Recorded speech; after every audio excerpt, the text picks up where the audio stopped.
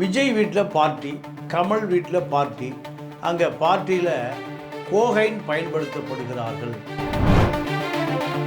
சுசித்ரா லீக்ஸில் நிறைய படம் இருக்குது, நிறைய பேருடைய அந்தரங்கள், நிறைய நடிகைகளுடைய மறுபக்கம் இருக்குது. இது எல்லாமே கோகைன் பயன்படுத்தப்படுகிறார் அந்த அம்மா சொன்ன பிறகு காவல்துறை கைகட்டி கடிக்கணும். எல்லாருமே நேரடியாக உதயநிதியிடம் பேசக்கூடியவர். உதயநிதி தான் எதிர்கால அறிவிக்கப்படாத முதலமைச்சர். அப்போ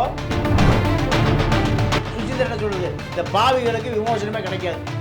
என்னுடைய வாழ்க்கை நாசமாக போனது காரணம் தனுஷ், ஐஸ்வர்யா. ஏன்னா உச்சபட்ச நடிகர்கள்லாம் குடிக்கக்கூடிய மது, அது என்னென்னு கேட்டீங்கன்னா விஸ்கி, பிராந்தி, ஒயின், ரம்மு, ஜின்னு, ஓட்கா எல்லாம் கலந்தது தான் காக்டைல். த்ரிஷா, ஆண்ட்ரியா, தனுஷ், ஐஸ்வர்யா இத்தனை பேருக்கும் நம்ம நெருக்கமாக இருக்குது. சுசித்ரா நெருக்கமாக இருந்திருக்கு. எல்லாருடைய பார்ட்டியில் நம்ம கலந்துருக்கு. வாய்ப்புக்கு கேட்டு வருகிற 100க்கும் மேற்பட்ட பெண்களை இவர்கள் தங்களுடைய வக்கிரத்துக்கு பயன்படுத்தி கொண்டு இவர்களெல்லாம் உச்சபட்ச நடிகர்களாக இன்றைக்கி வர்றாங்க. இல்லை நம்ம இது வரைக்கும் ஒரு 2 வீடியோ போட்டிருக்கு, 3வது வீடியோ தயார் பண்ணிகிட்டு இருக்கு, குமுதத்தில் பேட்டி கொடுத்துருக்கு. அப்போது உயர்ந்த ஜாதி பார்ப்பன பெண்ணு தப்பு செய்யலாம், பிசிஆர் கேஸை போட்டு அவருதாமா சொல்லியிருக்காரு. முன்னாடி யார் திட்டுவா? பக்கத்து வீட்டுக்காரன் திட்டுவான். இப்போ அமலா பால் அவங்களுக்கும் ஏஎல் விஜய் அவர்களுக்கும் ஃபர்ஸ்ட் வந்து டைவர்ஸ் ஆச்சு. அதுக்கப்புறம் நெக்ஸ்ட் வந்து பார்த்தீங்கன்னா தொடரி படத்தில் வந்து டி இமான் அவர் வந்து வேலை செஞ்சார், அவருக்கு டைவர்ஸ் ஆச்சு. அதுக்கப்புறம் டிடி அவங்களுக்கு வந்து டைவர்ஸ் ஆச்சு. இங்கே ஐஸ்வர்யாவுடைய தங்கை சௌந்தர்யா முதல் கணவனை டைவர்ஸ் பண்ணிட்டு சொல்லியிருக்காங்க. ஒரு நாள் தாஜ் போகிற பக்கம் ஆட்டோ வச்சாங்க. நம்ம 4 மணிக்கு ஆட்டோவை போய் ஆட்டோக்காரன் அடிபட்டு ஆட்டோ அப்பளமாக போச்சு.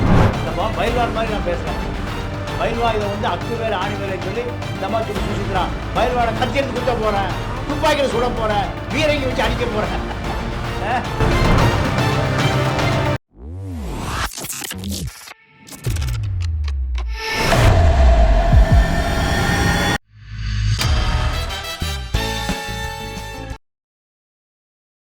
வணக்கம் நேயர்களே, இது பிபிடி சினிமா. இன்னைக்கு நம்மளோட தமிழா பாண்டியன் சார் இருக்கார். அவர்கிட்ட நிறைய விஷயங்கள் கேட்டு தெரிஞ்சுக்க போகிறோம். நிகழ்ச்சிக்கு போகலாம். வணக்கம். வணக்கம் சார்.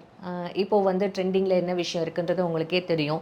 சுச்சி லீக்ஸு அதுதான் வந்து பயங்கர ட்ரெண்டிங்காக போயிட்டுருக்கு. இன்ஃபேக்ட் நிறைய விஷயங்கள் வந்து அவங்க ஷேர் பண்ணியிருக்காங்க சார். 2016-17 அவங்க வந்து சொல்லியிருக்காங்க சுச்சி லீக்ஸ்ன்னு ஒன்று வந்து போட்டாங்க.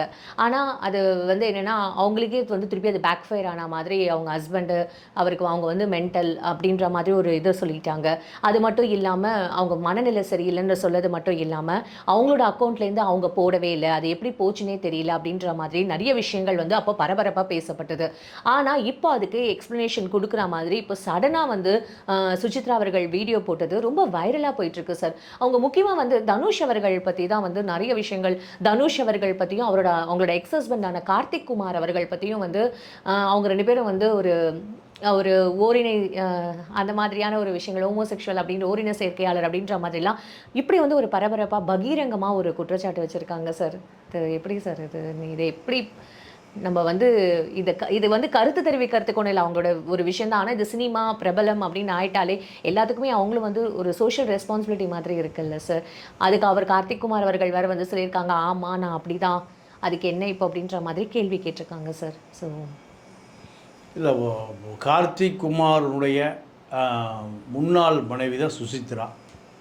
இவங்க சுசி லீக்ஸ்னு ஒரு இணையதளத்தில் திரைப்பட நடிகைகளுடைய எல்லா லீலைகளையும் அந்த அம்மா வெளியிட்டாங்க. ஆமாம். விஜய் வீட்டில் பார்ட்டி, கமல் வீட்டில் பார்ட்டி. அங்கே பார்ட்டியில் கோகைன் பயன்படுத்தப்படுகிறார்கள். ஆமாம் சார். அவங்க நடிகர் விஜய் பற்றி ஒரு விஷயம் சொல்லியிருக்காங்க.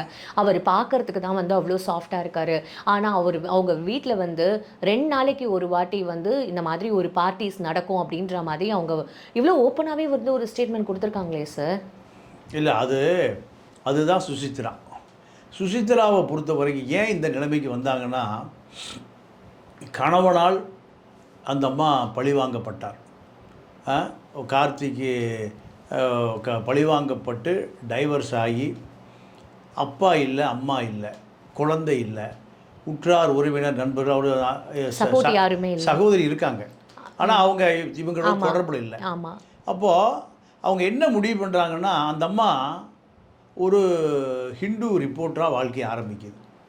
அப்புறம் ரேடியோ ஜாக்கியாக வருது, அப்புறம் பாடகி, அப்புறம் சினிமா துறை, இப்படி இத்தனை துறைகளை கடந்து வந்த பொழுது அத்தனை பேருமே இந்த அம்மாவை பழி வாங்குறாங்க. கணவனும் பழி வாங்குறாரு, நண்பர்களும் பழி வாங்குறாங்க. திரிஷா மேலே அந்த அம்மா குற்றம் சொல்லுது. அப்போ இவர்கள் எல்லாமே மனிதாபிமானத்தோடு சுசித்ராவிட எந்த விதமான அணுகுமுறையும் செய்யலை. அப்போ அந்த அம்மா என்ன முடிவு பண்ணுதுன்னா, இத்தனை பேரும் சேர்ந்து நம்மை பழி வாங்கினார்கள், நம்ம ஏன் இவர்களை காட்டி கொடுக்கக்கூடாது அப்படின்ற மைண்ட் செட்டுக்கு வந்துட்டு. அதுதான் உண்மை. இப்போது சுசித்ராவில் நீங்கள் சுசித்ரா லீக்ஸ், நீங்கள் விக்கி லீக்ஸ் மாதிரி சுசித்ரா லீக்ஸில் நிறைய படம் இருக்குது, நிறைய பேருடைய அந்தரங்கம் இருக்குது, நிறைய நடிகைகளுடைய மறுபக்கம் இருக்குது.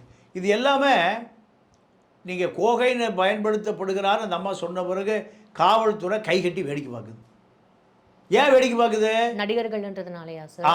அப்போ எல்லா நடிகரையும் வந்து கோடம்பாக்கமே எங்கே இருக்கணும்னா புழலில் இருக்கணும். அவ்வளோ. ஏன்னா நான் காவல்துறையை பார்த்து நேராக கேட்குறேன், ஒரு 5 கிராம் கஞ்சா வச்சா போலீஸ் பிடிக்குது, 50 கிராம் வச்சுருந்தா இன்ஸ்பெக்டர் பிடிக்கிறாரு, 1/2 கிலோ வச்சுருந்தா ஏசி பிடிக்கிறாரு. இவ்வளவு புகார் நேரடியாகவே சுசித்ரா சொன்ன பிறகு காவல்துறை என்ன பண்ணிகிட்ருக்கு? நடிகருக்கு ஒரு சட்டமா, கோடம்பாக்கத்துக்கு ஒரு சட்டமா? கோகைன் நேரடியாக பயன்படுத்த அந்த அம்மா சொல்லுதுங்க. அது இதுக்கு இதை விட வேறு என்ன? சமூக வலைதளம் பூரா பறக்குது. அப்போ சொல்றாங்க, ஆனா எவிடன்ஸ் இல்லன்றதுனால இவங்க அமைதியா இருக்கலாமா சார்? ஒருவேளை எவிடன்ஸ் எதுவும் இல்லை அப்படின்றதுனால காவல்துறை அவங்க வந்து அமைதியா இருக்கிறதுக்கான சான்சஸ் இருக்கு இல்லை? சரிம்மா, எவிடன்ஸ் இருந்தாலும் காவல்துறை அமைதியாக இருக்கும். எவிடன்ஸு இல்லை அமைதியாக இருக்கிறீங்க. நான் சொல்கிற எவிடன்ஸ் இருந்தாலும் அமைதியாக தான் இருக்கும். ஏன்னா எல்லாருமே நேரடியாக உதயநிதியிடம் பேசக்கூடியவர்கள். உதயநிதி தான் எதிர்கால அறிவிக்கப்படாத முதலமைச்சர். அப்போது எல்லா சினிமாக்காரும் உதயநிதிட்டு ஏதோ 2-3வது சோர்ஸில் பிடிச்சிருவான். அப்போது கோகைன் இருந்தாலும் சரி, ஹராயின் இருந்தாலும் சரி, பெத்தப்பட்டைன் இருந்தாலும் சரி, எது இருந்தாலும் சரி, காவல்துறை விஜய் வீட்டுக்கு போகுமா? அந்த அம்மா நேரடியாக சொல்லுது. நேரடியாக கமல் பிறந்த நாளுக்கு ஒரு பார்ட்டி எல்லோரும் கூடுனாங்க. எல்லாம் கூடிய பிறகு நீங்கள் அதாவது ஸ்டார் ஹோட்டலில் என்ன கொடுப்பான்னா காக்டைல்னு அதுக்கு பேர். 5 நட்சத்திர 7 நட்சத்திர ஹோட்டலில் உச்சபட்ச நடிகர்கள்லாம் குடிக்கக்கூடிய மது. அது என்னென்னு கேட்டிங்கன்னா விஸ்கி, பிராந்தி, ஒயின், ரம்மு, ஜின்னு, ஓட்கா எல்லாம் கலந்தது தான் காக்டைல். இது நம்ம கிராமத்தில் இருக்கிறவன் ஒரு குவார்ட்டருக்கே வழியெல்லாம் படுத்து கிடக்கிறான் உழைக்கிறவன். இவர்கள் பார்க்குற சினிமா டிக்கெட்டில் சினிமாக்காரன் பூரா எங்கே தாஜ் ஹோட்டலில் காக்டைல் அடிக்கிறான். அதுலேயும் போதை ஏறலையா? அது 5 மணி நேரத்தில் குறைஞ்சிருது. அப்போது கோகைன் கலக்கி அடிக்கிறான். இதுதான். நீங்கள் பம்பாயில் ஒரு நடிகர் சஞ்சய் தத் மாட்டு போட்டார்.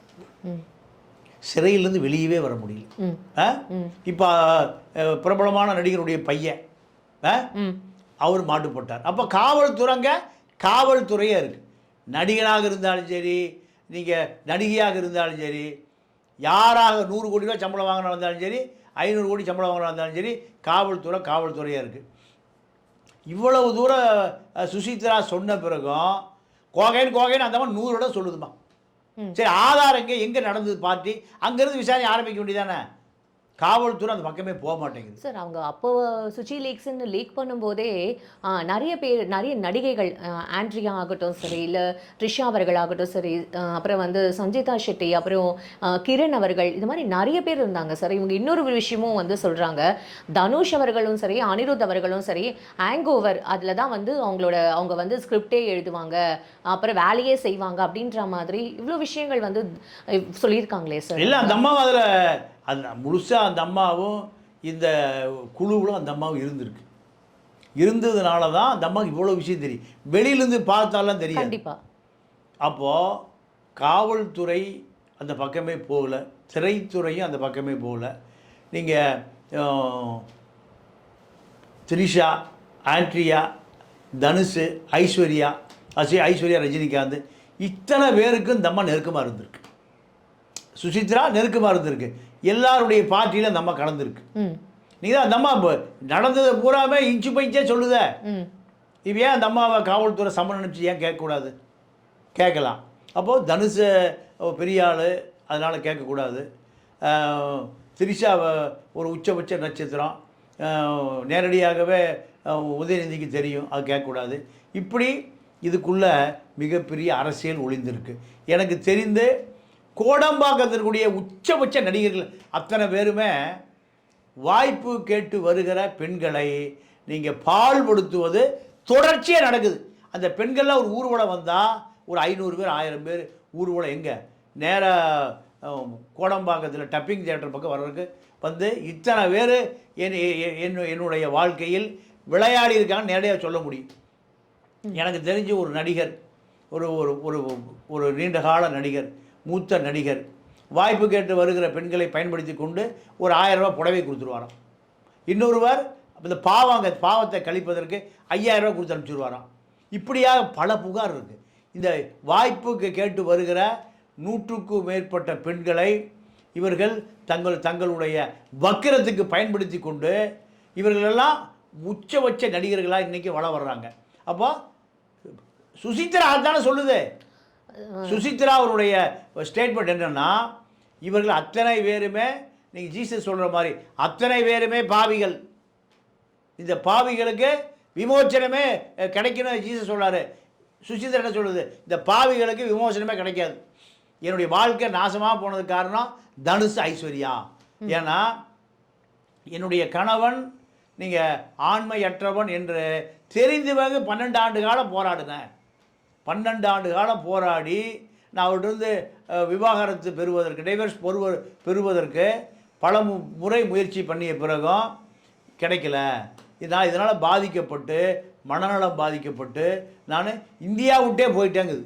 சார், அவங்க வந்து தனுஷ் அவங்கள பற்றி மட்டும் சொல்லலை சார். அவங்க ஹஸ்பண்ட் கார்த்திக் குமாருக்கு நடிகர் சித்தார்த் அவர்களோடையும், அப்புறம் இன்னொரு 2 பேர் பியானிஸ்ட்டு, அப்புறம் மியூசிக் டைரக்டர், இவங்களோடலாம் கூட என் ஹஸ்பண்டுக்கு அந்த மாதிரி இருக்குது. ஆனால் அவன் ஹஸ்பண்ட் வந்து இதை நான் வந்து ஆமோதிக்கிறேன், ஆமாம் நான் இதை பெருமையாக தான் சொல்கிறேன் அப்படின்ற மாதிரி அவர் ஒரு பக்கம் சொல்கிறாரு. இன்னொன்று வந்து அவர் இந்த மாதிரி ஒரு தப்பான வந்து ஒரு வார்த்தையை வந்து தலித் அவர்களை பற்றி, நீ வந்து இந்த மாதிரியான ஒரு உயர்ந்த ஜாதியில் பிறந்து இந்த மாதிரியான ஒரு தாழ்ந்த ஜாதியில் இருக்கிற பொண்ணு மாதிரி பேசுகின்ற மாதிரி வார்த்தையை விட்டுட்டு இப்போ நான் அது மாதிரிலாம் சொல்லவே இல்லைன்னு சொல்லிட்டு ஒரு வீடியோ வேற போட்டிருக்காரு. இதுக்குள்ளே இவ்வளோ விஷயங்கள் இன்னும் என்னென்ன வரப்போதோ அப்படின்ற மாதிரி தானே சார் இருக்குது. இல்லை, நம்ம இது வரைக்கும் ஒரு 2 வீடியோ போட்டிருக்கு, 3ஆவது வீடியோ தயார் பண்ணிகிட்டு இருக்கு, குமுதத்தில் பேட்டி கொடுத்துருக்கு. அப்போது உயர்ந்த ஜாதி பார்ப்பன பெண்ணு தப்பு செய்யலாம், தலித்து பெண்ணு ஊமை காமிப்பதற்கு, உதாரணம் காமிப்பதற்கு உங்களுக்கு தாழ்த்தப்பட்ட பெண்ணுனா உங்களுக்கு மலிவாக போச்சா? அப்போ உங்களுக்கு எவ்வளவு ஆணவம் இருக்குது? அப்போது ஒரு பெண்ணை தன்னுடைய மனைவியை கார்த்திகே குமார் என்ன சொல்கிறாரு, நீ என்ன கீழ்ஜாதி பெண்ணு மாதிரி பேசிகிட்டு இருக்க?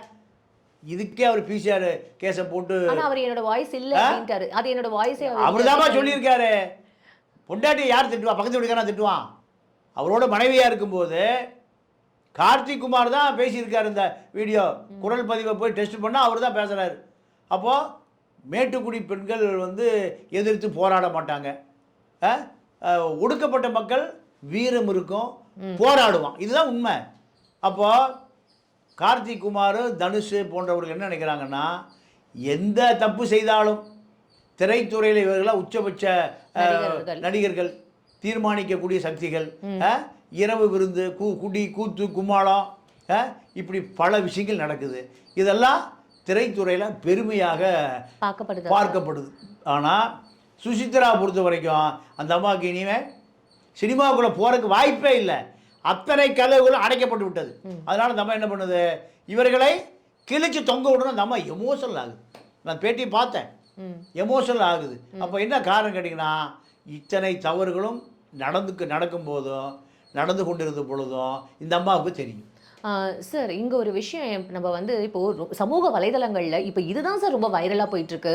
தனுஷோட ஒர்க் பண்ண அத்தனை பேருமே ஆக்டர்ஸ் ஆகட்டும் சரி, மியூசிக் டைரக்டர் ஆகட்டும் சரி, இல்லை கோ ஆர்டிஸ்ட் ஆகட்டும் சரி, டைரக்டர் ஆகட்டும் சரி, யாருக்காக இருந்தாலும் உங்களுக்கு டைவர்ஸ் ஆகிடுதுன்ற மாதிரி இப்போது அமலா பால் அவங்களுக்கும் ஏஎல் விஜய் அவர்களுக்கும் ஃபஸ்ட்டு வந்து டைவர்ஸ் ஆச்சு.